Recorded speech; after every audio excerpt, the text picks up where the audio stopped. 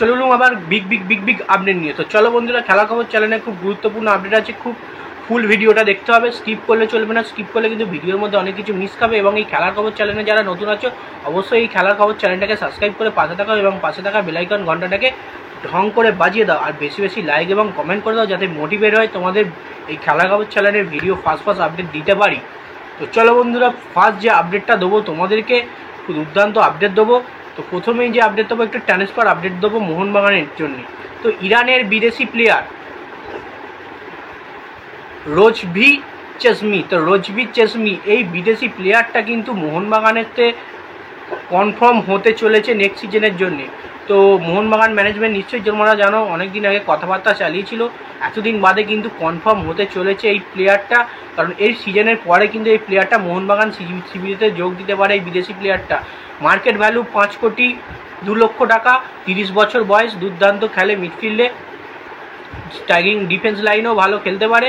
তো defensive player, বেশিরভাগ defensive player. তো এই প্লেয়ারটাকে কিন্তু মোহনবাগান কনফার্ম করতে চলেছে। ইরানের হয়ে দুর্দান্ত পারফরমেন্স দিয়েছে।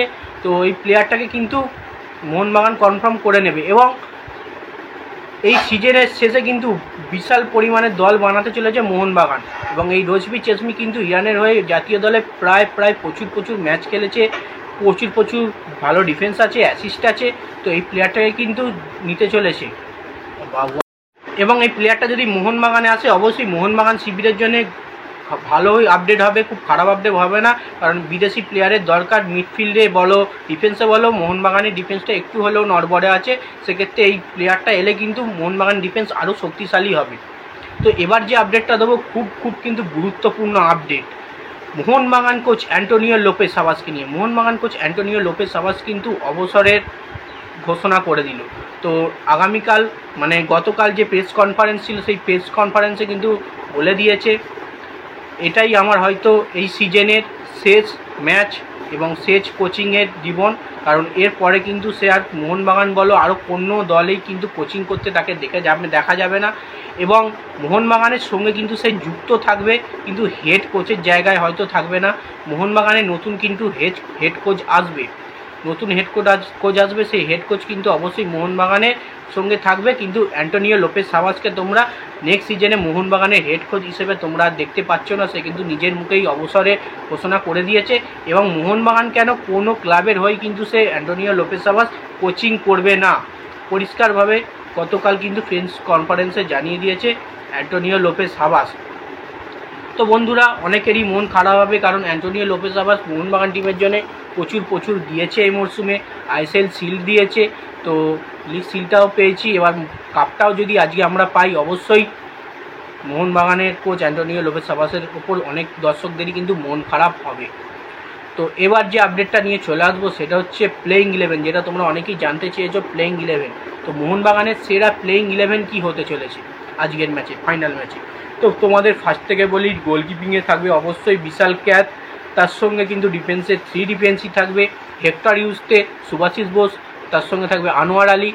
এবং সামনে স্টার্ট করতে চলেছে আমার মনে হচ্ছে জনি কাউকোর সঙ্গে অনিরুদ্ধ থাপা, কারণ সাহালকে নেক্সট ধাপে নামাবে।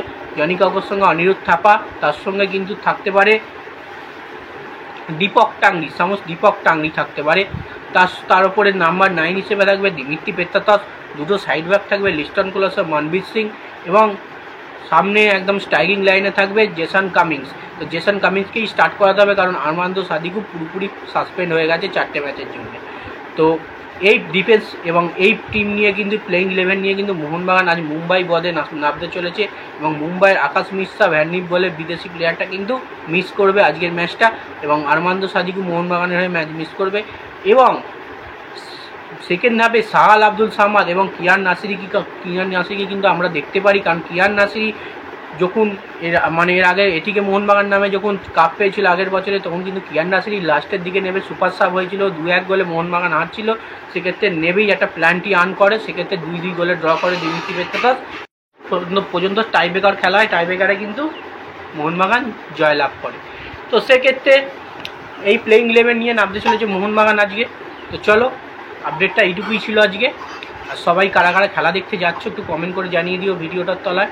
আর একটা করে জয় মোহনবাগান কমেন্ট অবশ্যই করো, যেহেতু আমিও মোহনবাগান সাপোর্টার আছি। যারা ইস্ট বেঙ্গল সাপোর্টার আছো তারাও যদি পারো একটু প্লিজ করে দিও। তো যাই হোক, ভিডিওটা যেইটুকুই ভালো লাগলে লাইক কমেন্ট শেয়ার সাবস্ক্রাইব করো, তাড়াতাড়ি 2000 সাবস্ক্রাইব করে দাও, খুব কাছাকাছি আছি। তো চলো বাই, আবার নেক্সট ভিডিও দেখা হচ্ছে।